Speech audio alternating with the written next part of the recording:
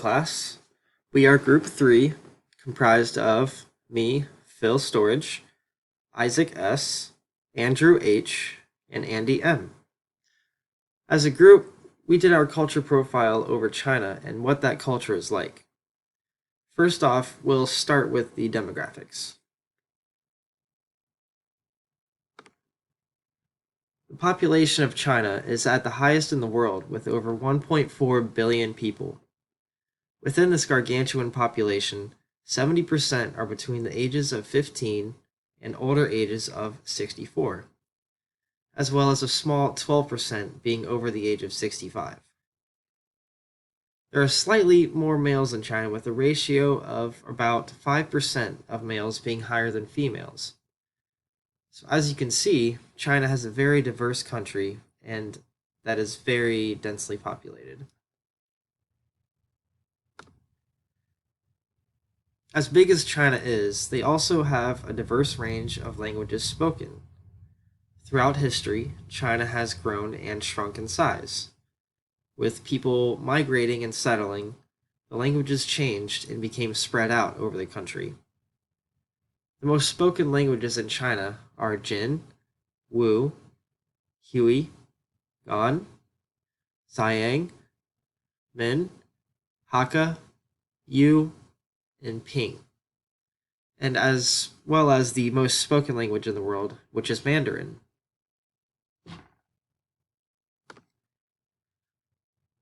The culture in China builds upon the traditional empirical ways, with some modernization sprinkled in within the most recent decades, especially with science and technology becoming more advanced.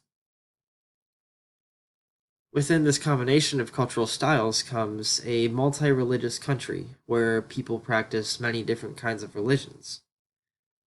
According to recent polls, 80% of Han Chinese practice Chinese folk religion and Taoism.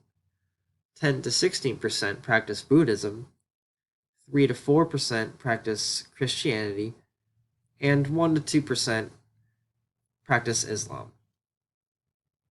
A fun fact is that the Chinese culture was heavily influenced by Confucianism.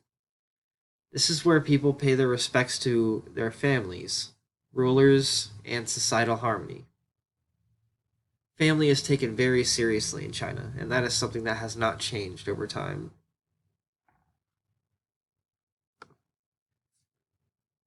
The Chinese government is known as a dictatorship, where the communist parties hold absolute power. Its roots are in socialism, but it is mostly communist. In 1949, the government changed the direction because of China's civil war and wanted to strengthen its economy.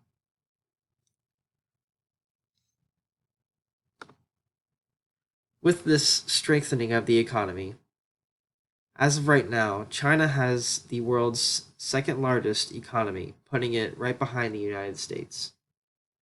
This has been determined by several factors, such as gross domestic product growth rate, consumer price index, and industrial production. There is debate among economists on whether China is on pace to become the world's largest economy in the near future. However, China once had a very poor and weak economy due to the policies that China had maintained. China's GDP has increased by a factor of over 1,000 since the year 1952. But in the 1950s up until the mid 1970s, the economy was growing at a very slow pace. In 1978, the country had come to a turning point by making drastic reforms and opening up their policies, which they continued to grow by gradually shifting towards a market economy, which is what they are today. In the late 1970s, China implemented a policy that allowed farmers to keep a share of what they produced, as opposed to rather having to give everything to the state. This would prevent a repeat of the famine that was in 1959 and which resulted in an increase in production. It was around this time where we also saw changes to freer pricing policies and the country allowing foreign investors for the first time. China continued this trend by decreasing government invention on private businesses, more governmental controls, and was handed to local province leaders. And also, the private sector as a whole began to contribute to a much larger portion of the GDP, since many of the industries were open to private businesses now. This continued onward into the mid 1990s, but to a larger extent. China began to privatize many different state owned enterprises, and there were reductions in tariffs and barriers to trade within the regulations. Liberalization is anticipated to continue as China develops. As China continues to relax its rules, foreign direct investment is likely to grow in popularity. Furthermore, China is loosening its limitations on its very own currency, being freely traded on foreign markets, as well as gradually ceasing to fix the RMB exchange rate artificially.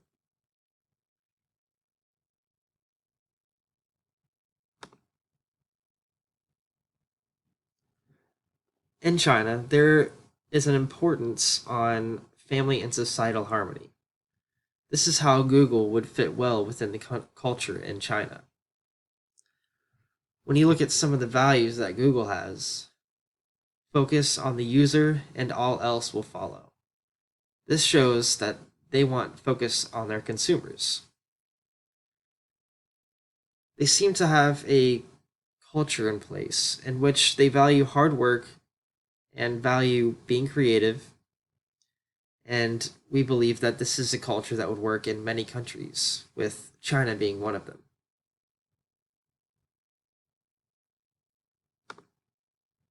Well, that about wraps it up for this presentation.